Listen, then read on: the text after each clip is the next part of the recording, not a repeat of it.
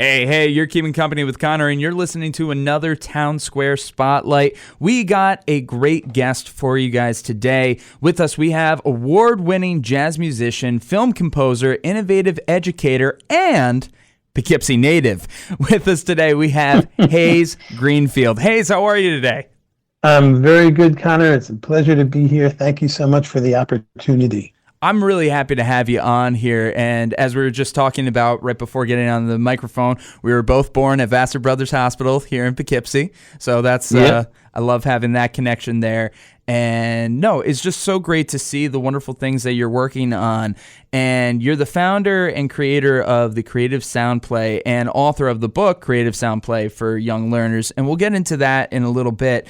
But before we really dive into that educational program, I want to learn a little bit more about you. For those listening here in the Hudson Valley, could you just give like a little overview on yourself and how you got into music and your passion? I always loved music and I always loved sound. And when I was a kid, actually Marian Anderson played at the high school. Oh, really? And and it was a benefit for a school, a very progressive school called the Randolph School. Oh, yeah. Yep. Right? Because actually I had attended the Randolph School the first 4 years. And it was just amazing to listen to her. She played duo with the pianist, and it was just awesome. And I always loved sound, always loved music. And kind of like, it took a while to find my way to it. And in high school, I found my way to a saxophone. Actually, I was playing a kazoo prior to that, and that kind of inspired me to the sound of the saxophone. And I had taught myself a little bit early on about piano. What I really always loved, I went to the day school as well. And at the day school, I'll never forget this. I must have been about 10 years old, 11 years old. They had a theater troupe come. And it was an improvisational theater group. And what they did was they asked for ideas from the audience. And then this troupe would just go on and start acting, and create this scenario and improvise it. And I realized then, I was like, wow, that's what I want to do. I want to improvise. I want to be an improviser. I don't care what it is, but I want to improvise. And then later I found out that, you improvise with music and with jazz. Or any kind of music, really. It's about telling your story. No, absolutely. Oh, yeah. Jazz is the place to do it. It's everybody thinks of improv when you think of jazz, and honestly, that's life for you at the same time, too. We're always improvising, but that's great. So you're able to start learning the saxophone. You're able to take this love of improvisation and just kind of, build a whole life and career out of it. And you've won plenty of awards with your music. You've composed for films, and also educating people on how to use sound to better their lives, whether they're musicians or not, right? Yeah, it's a funny thing. A life as a musician, you really got to be doing a whole lot of different things sometimes to make a living, Amen. And so when I moved to New York, I was in Boston for a while, and then I moved to New York, and I was like 20, 21. And did a whole lot of different things to make a living until where music became the main focus. But, I drove cab, I drove limousine, cleaned houses, played on the street. I was a busker, Oh, I feel that. I busk, I do DoorDash, and of course I'm here on the radio while I'm still trying to do my music too. So I feel you. Of course. And then I became a teaching artist. And a teaching artist, I was doing a lot of stuff with all different aged kids, from kids who had been incarcerated at Rikers who were turning their lives around, to to pre-K kids and kids in an after-school program called The Door. And I had a program, I created a CD called Jazz-A-Ma-Tazz that turned into an assembly program and a family show that I did for kids. And I started doing that a lot. I was working for young audiences in New York, and young audiences, somebody had done a grant for special needs kids, because special needs kids really don't get access to assembly programs. The special needs schools are the last ones to get it. And somebody noticed that and really decided that was wrong. And they got a whole bunch of funding to do special needs. So for like about 2 years, I did a ton of special needs schools. And it was great. And it was kind of the entree. I did a workshop with some high functioning special needs high school students at a District 75 school in Queens. And it really kind of was the beginning of realizing how sound, pitch, volume, and duration, and whether it's high or low, and we're in between. It's not melody. We're not dealing with that. We're just dealing with pitch, like a bird, chip, chip, chip, chip, chip, or a lion. How loud or how soft, and how long or how short. And when you start focusing like that, all of a sudden, you start to get involved with making deliberate and intentional type sounds in specific ways. And children, it doesn't matter who they are, how old they are, it doesn't matter. It's like every child, every person loves to make sound. It's part of our DNA. It's like communication skills. And what's wonderful, and what kind of like started started there, was to really realize that when you start to make a deliberate and intentional type of sound, it doesn't matter if you actually make that sound, but as long as you're focusing and engaged with trying to make that sound, you're developing your executive function skills, yes, which is inhibitory control, working memory, and cognitive flexibility. And one of the people that I've worked with, Adele Diamond, her work over the last 35 years has really been about establishing the fact that executive function skills is a much better determinant than IQ, because IQ is what we're given, we're born with it, and it's what it is. We can't affect it. But when you enhance and develop executive function skills, inhibitory control, which is waiting before speaking, it's not going on automatic pilot, it's being very much in the moment. Working memory, which is keeping all of the possibilities in mind at the same time. It's also about being able to follow direction. And cognitive flexibility, being able to do different things at different times, take advantage of serendipity, creativity. When you enhance those skills, you're more likely to do better in school and go on. Her data of 35 years, and those kids go on to do better in school and finish college. So sound just turns into this tremendous educational learning tool. Absolutely. I never worked as an educator, but I did work at a summer camp for about like 10 years. And I was doing a bunch of I did music camps, I did science camps, I did the gambit of different things, a lot of specialty stuff. And you're right. A lot of the things that we would do, I would incorporate loud noises, soft noises. We would do some clapping things to try to get them engaged before we got into the activity, just to get it all together. Sure. So hearing about this sounds really incredible. And honestly, I agree with you. The executive function skills that you're able to grow really is so important to being a functional person and to be able to really expand upon all the strengths that one already has. So that's how you got to creative sound play. And I really want to talk about a lot of the things that you wrote in the book and that you have through the program. What are some of these skills that you're trying to teach these teachers, these leaders, these parents, and how exactly does it look and sound like when they're applying these things? Conor, great question. Really great. So the first thing is, when since you're a musician too, one of the things that's so incredible about teachers, pre-K teachers, that I've found is that, and they're my heroes, is that they do it for the passion, not the money. And what they really want to do is make a difference in a child's life.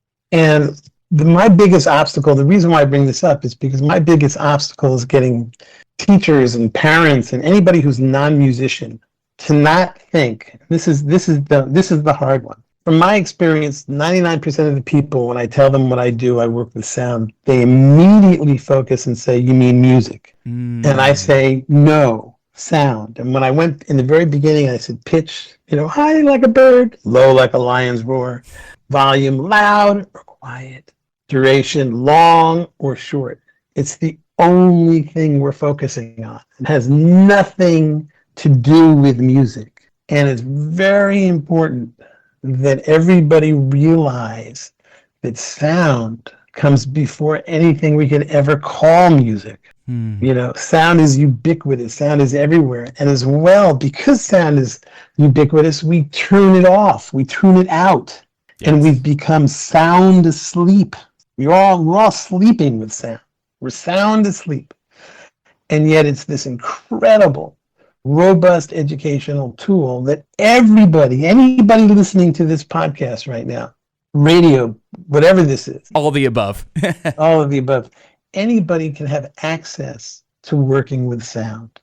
And it plugs into the one thing that every child loves to do, and they love to be challenged. So, and there's no wrong way to do it. So when I was saying earlier, if you're being deliberate and intentional about the type of sound you're making, and you don't make the sound, not coming out what you think, it's okay. You're engaged, and eventually it will come out, because as you do it more, and the more you get involved with it, the more you practice, of course, the more you're able to master it. And then the more you're able to master it, the more you're able to add a little bit of complexity. And for all of those adults out there, so one of the things you have to realize is that your children, as soon as you plug into making sound, they're going to want to go for it with you right away. And it doesn't matter how silly you feel you look. It's great to be silly. It's great to make a fool of yourself. Blah, blah, blah, blah, blah, blah, blah. Yeah, do that again, Conor. Any sound is cool. And if you take it, it's like, if you make a sound, you have the kids making a sound, and then you say, can you make that same sound really quiet? And then make it really loud, and then make it medium. What you're doing is providing opportunity for that child to make a different sound in different ways. And then if you're outside listening, or you're spending time with your kids, and you go, let's just listen to the sounds. Let's actively just listen. And you start to listen to the sounds, and you say, well, what are those sounds? It's opportunity for discussion, opportunity to say, wow. And then if a loud sound comes along and all of a sudden obliterates all the quieter sounds, and then it leaves, and then all of a sudden you can hear it back again. What is that? What was happening there? And if we plug into sound and tune into sound, and we all become sensitive to sound, what we can do is it can change our whole awareness. If a kid comes in running, and sometimes they can be really loud and it's jarring, and you go, stop, you're too loud. But if you become aware of sound, instead of being punitive, you might say, wow, really loud sound. I bet you can't make that quiet. And then all of a sudden, the kids do, and then they make it louder and quieter. And all of a sudden, what you're doing, you're providing opportunity for these children, for anybody, to understand and to internalize what they do matters. And when teachers do that, I have teachers who come to me who say they've spent time doing that stuff with the kids, and all of a sudden these 3-year-olds come into class and say, it's too loud in here, can we quiet down? And if you think for a second, the mindfulness of what that means, that a 3-year-old comes into a room, reflects, listens to what's going on, is mindful enough and can be reflective enough to hear what's going on, and then can say, if we just quiet down a little bit. And that's what I'm doing. That's what creative sound play is all about. It's providing children, anybody, with the opportunity just to step back, listen, think for a moment, and go, well, wait a second. It's loud. I can't focus. I'm having trouble learning. Why is that? It's so loud in here. Wow. That's amazing. So much intentional use of sound throughout this. And the cognitive skills, the mindful skills, the executive function skills. That's so amazing. It was funny as you're talking. It just kind of reminds me of some things, that I was doing when I was working with kids at the camp. It sounds like I was kind of imploring some of these skills without even realizing it. I would do like clap once if you hear me, clap twice, or I would do like the shaving a buzz cut with the kids, and they would repeat that. Sometimes I would go, if you can hear me, go wahoo. If you can hear me, say heck yeah. And then I also like doing, the song shout a little bit louder now, shout a little bit louder now, or a little bit softer now, a little bit. Right, and of course. That's what I would do to get the kids' attention, And absolutely. And you got there, and they were attentive right away. Oh yeah, and they would have so much fun with it. They're laughing, they're giggling, they're into it. And once I could tell, they were in it with me, it was like, okay, here's the activity, and we get into it. But it was just like such a great 10 to 15 second icebreaker to get us all in the right mindset of whatever it is we were about to do. Well, that's what you're talking about, a transition. And that's exactly how you should use it, is for transition times. Tell me about transitions, yes.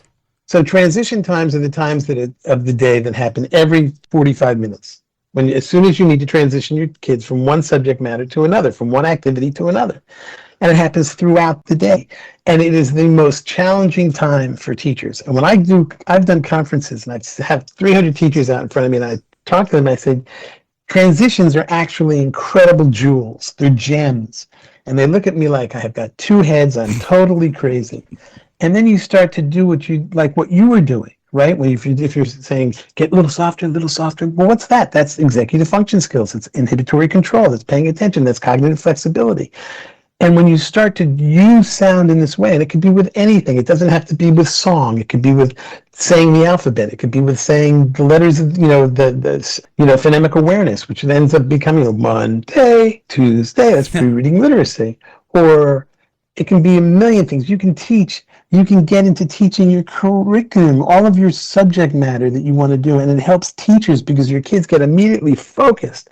And then what happens is the teacher then can transition into being a facilitator as opposed to always the leader and have your students lead it. And then all of a sudden the kids start taking independence and agency, and they become much more empathetic towards each other because sound is collaborative in nature. Wow. So it's all of these aspects. It's an interconnected learning ecosystem that when you start to get into sound and you hear about it, and then, and through the book. So I just want to say, anybody if they're interested, the book's coming out, and through the book, it's got a quick start guide, which really plugs into 4 basic different kinds of transition times, because one transition doesn't necessarily fit all transitions. And then it's because like you use different sound activities. You were using different sound things to get the clapping, which is about hand-eye coordination, and it depends on how you would want to use that. You can have levels of complexity with stomping and clapping and barking all at the same time. 1, 2, woof. 1, 2, woof. However you want to do it.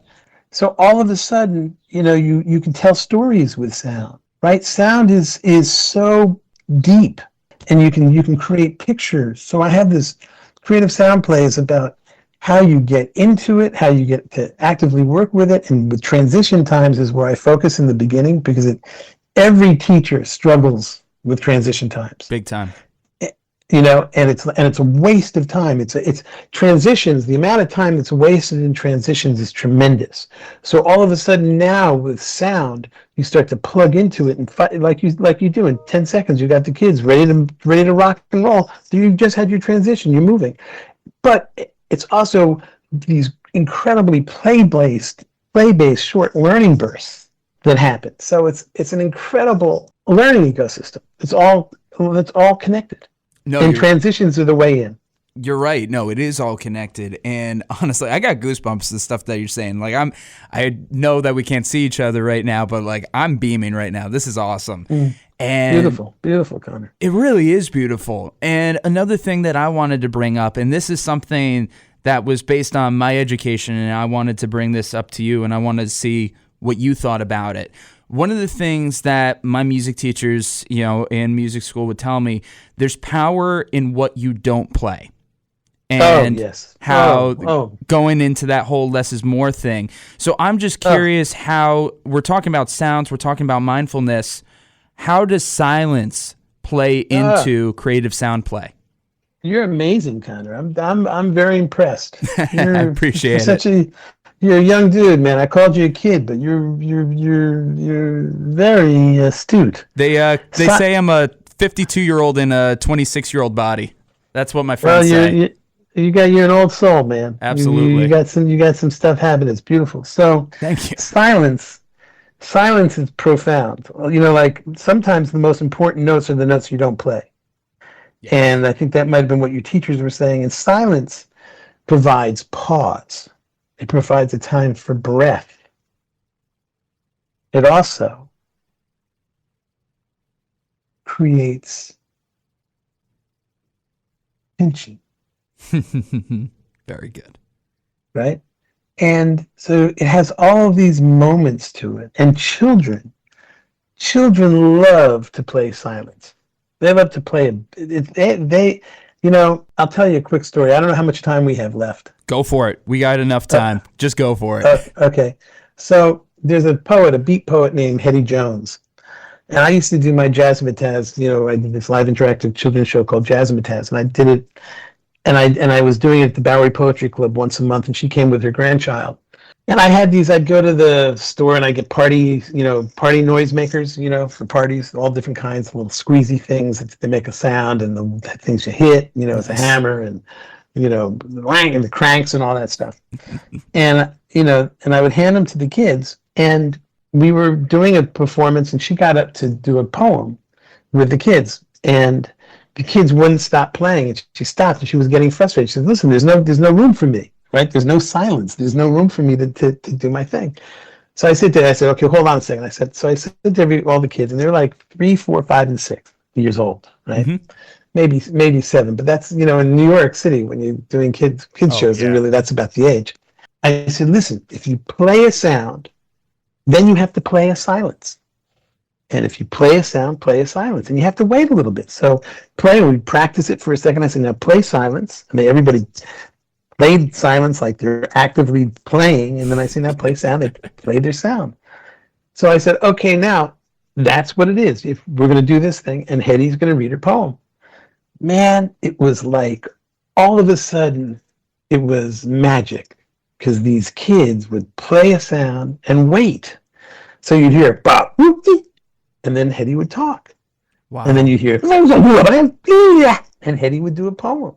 She would read a line, and it made it possible. So it was like, all of a sudden, it's kind of like, it's silence is so valuable, and children love to play silence. So it was like, so I said to everybody there, I said, so there you go, parents. Next time your kids are too loud, just say play silence. Wow. It's about play. It's like, you're a musician. I'm a musician. One of the things that we do that is the most remarkable thing, and it always blows my mind, is that when I have a gig, I go to play, and what is play? Play is about listening. It's about interacting, it's about being in the moment. Absolutely. And I'm not talking music, it's having a conversation like we're having now, I'm kind of dominating it because you're interviewing me, but I'm loving it though. But that's this style of conversation. We could go out and have a beer and have a completely different conversation. But there is something magical about it, and there's really something else. One of the greatest things as a musician, I also do theater as well, the stillness, the silence that you get when you have a crowd and everybody is so in tune with what's going on in those moments. Yeah, it's absolutely. Like, it's awesome to get like the cheers and to get people singing along or people really like up and going. That's amazing. It's always so much fun. It's always so energetic. But those moments of stillness, as you're saying with the silence, just, oh my God, some of the best, most chilling, most impactful moments when I have in my career. I think I remember some of those more than I remember the uproars than anything else, honestly. Is so impactful. I believe that music, in whatever form, when sound, the music of just day-to-day life, going outside, whatever, I think music expresses emotions better than anything, any other form of communication I'm aware of, because it just gets down to the root and the heart of each individual and as the community. It's so impressive. Yes. And the way that you're doing it is blowing my mind right now. I'm loving these stories, and I'm loving everything when it comes to creative sound play.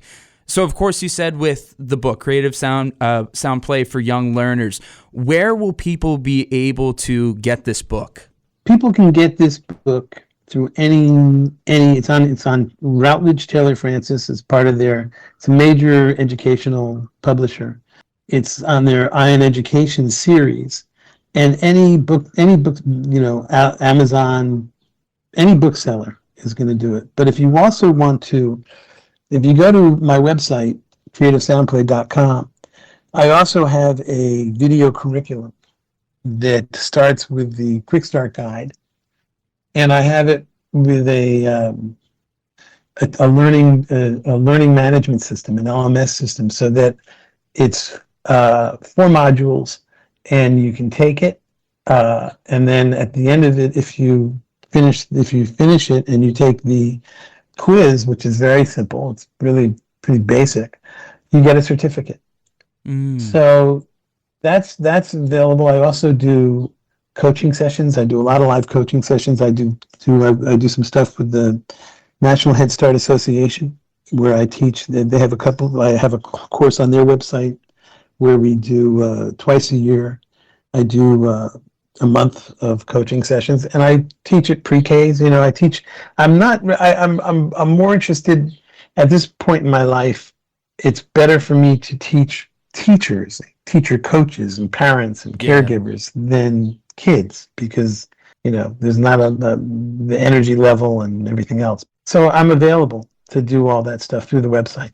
That's so powerful, and that's so great, because that's a trickle-down effect. You're able to affect so many people that way, and you're able to show off this education and move it and expand it and grow it. No, that's terrific. Well, it's amazing. Like, Adele, last year she was sending something on my behalf to somebody, and she just said, it's amazing that it's taken so long for somebody to codify this method, because it's entirely play-based. Yeah. And it makes, it helps teachers teach. It helps them reinvigorate teachers, because it takes this, it's the idea. One of the things that I tell teachers is imagine, and what's amazing is to watch the lights go on in their minds, in their heads. When I say to them, imagine that when you're not leaving school or on your way to school, you might actually be thinking, what kind of transition do I want to do today?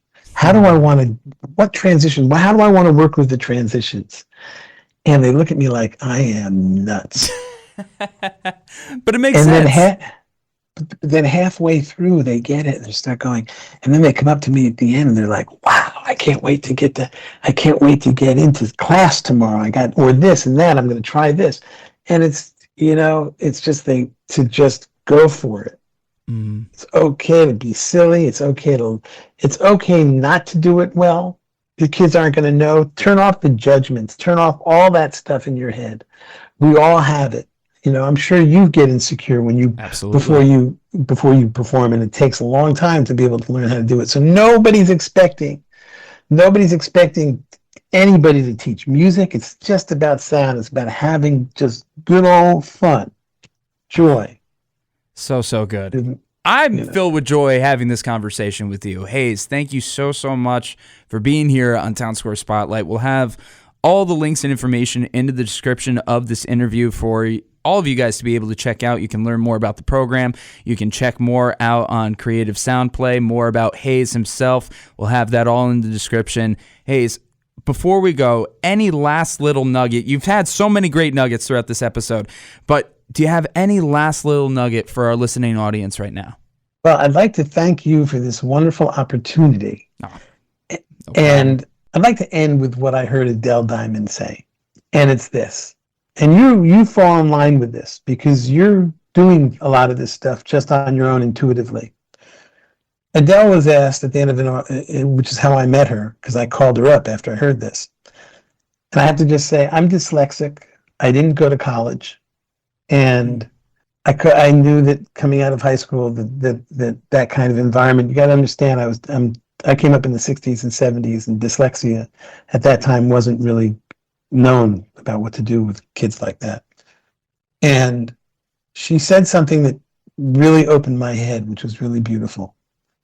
She was asked exactly that last question, and she said, without skipping a beat, she said, there are a lot of people out there who don't have any fancy degrees or job titles doing really important work, and we need to be listening to them. And I just want to say that as someone who didn't have any fancy degrees or job titles or anything else like that, she opened up, and along with Clancy Blair and Sibel Raver, and Ellen Galinsky, three other amazing developmental neuroscientists, the opportunity to really examine what I'm doing. And I would just say, if you're out there and you have the inspiration to try to think about working with sound, and just dive in, start doing it, think about it. Think about pitch, volume, and duration. Just stop and just take a moment and take very important, mindful moments to just listen around you to the things and think about them. Just listen to them and think about how they interact with each other. Wow. If anything else, I'm glad that we had this interview. Oh my God. Conor, you're beautiful. You're really beautiful. Thank you so much. I so appreciate the opportunity to share what I do with your listeners. I greatly appreciate it. Thanks so much, Hayes.